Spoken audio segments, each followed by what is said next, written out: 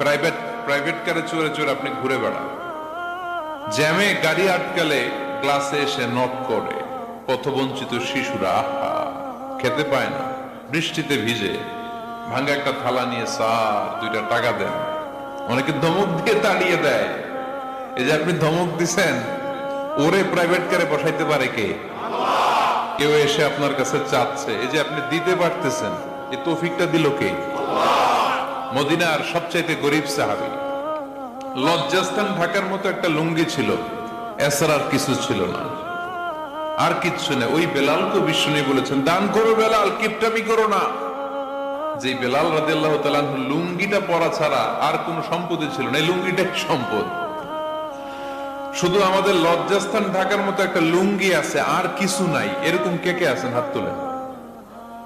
কেউ নাই। তার মানে আল্লাহ আমাদের অনেক দিয়েছে, ঠিক কিনা?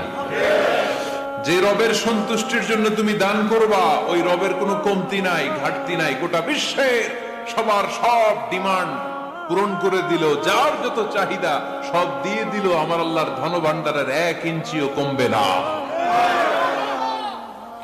আল্লাহর প্রাচুর্যতার কোনো কমতি নাই, আল্লাহর ভান্ডারে কোনো ঘাটতি নাই। আছে? এজন্য দিতে হবে। কি করতে হবে? দিলে নতুন করে আসে, না দিলে আসে না। দান করলে যে আল্লাহ বাড়ায় দেয়, বিশ্বাস হয়? বিশ্বাস হয়? বিশ্বাস হয়? অনেকে বিশ্বাস করে না। বাড়িয়ে দিবে আল্লাহ। আনফিক ইয়া ইবনে আদম উনফিক আলাইক, হে বনি আদম দান করো, তুমি দিলে আমি তোমারে দিব। সুবহানাল্লাহ পড়েন। তবে এই দানটা গোপনে হলে ভালো, প্রকাশ্যে দান করলে আল্লাহ কবুল করে, কিন্তু গোপনে করলে বেশি খুশি হয় কে? গোপন দান।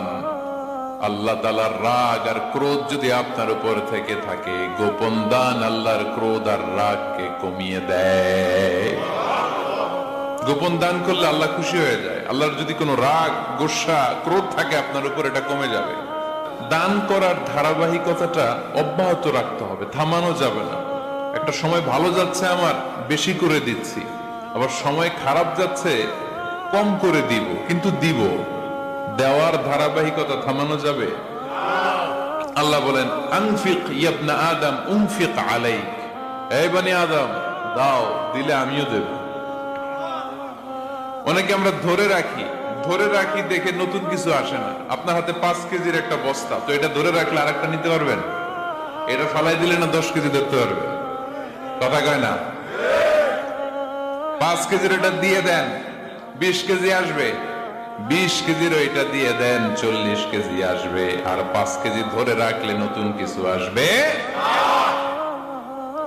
7 শ্রেণীর ব্যক্তিকে আল্লাহ তাআলা আরশের নিচে ছায়া দিবেন কিয়ামতের দিন, যেদিন সে ছায়া ছাড়া আর কোনো ছায়া থাকবে না।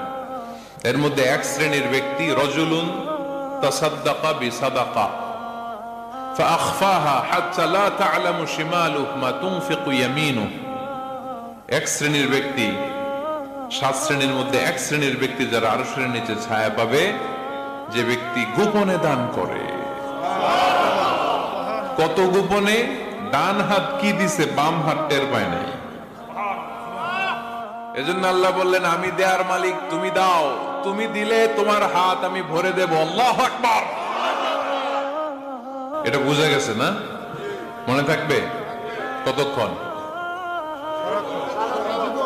হ্যাঁ, কালকে ভুলে যাবে কে? আজীবন। হ্যাঁ, আজীবন মনে থাকবে। মনের কান দিয়ে শুনতে হবে, এই কান না, মনেও একটা কান আছে, ওই কান দিয়ে শুনলে ভুলবেন না।